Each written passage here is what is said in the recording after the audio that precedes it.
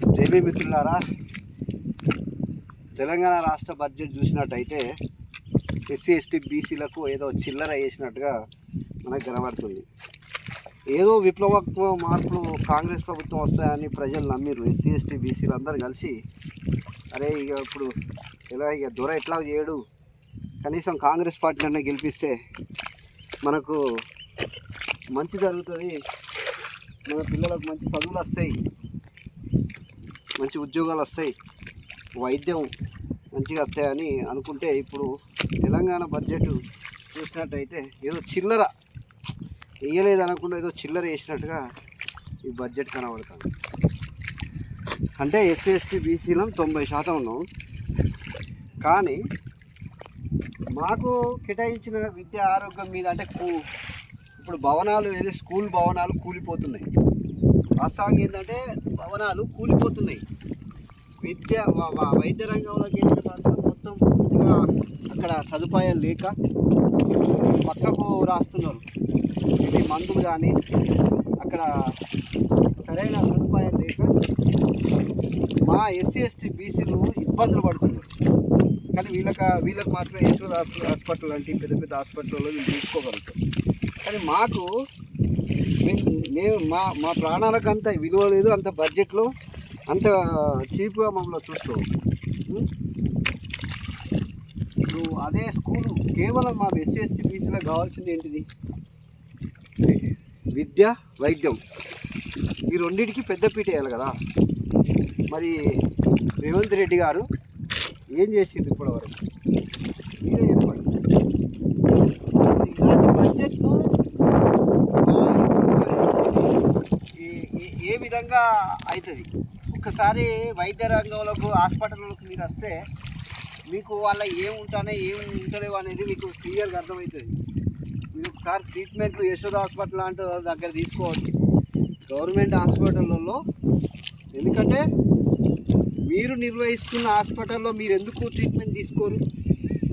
ఈ కేసీఆర్కి వచ్చిన జ్వరం, నీకు వచ్చిన యశోద హాస్పిటల్ లాంటి పెద్ద పెద్ద హాస్పిటల్ అంటే పేద ప్రజలకు,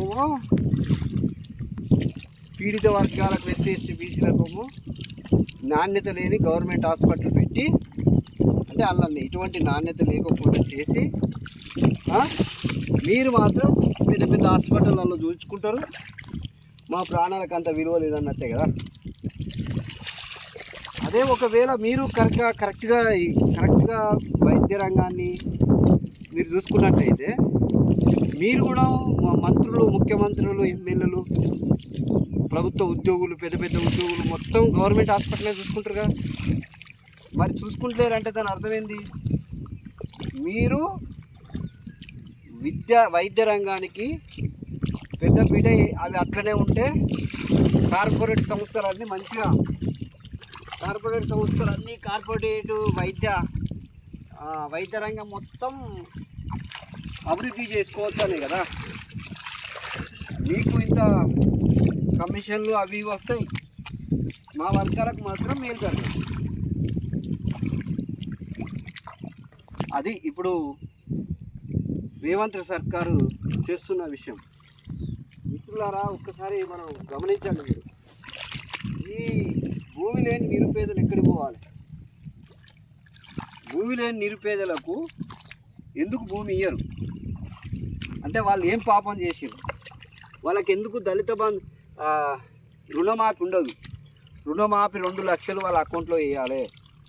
భూమి లేని నిరుపేదలకు దళిత బంధు 10 ఎకరాలు ఉన్న వాళ్ళకు ఏ విధంగా అయితే ఇస్తున్నారో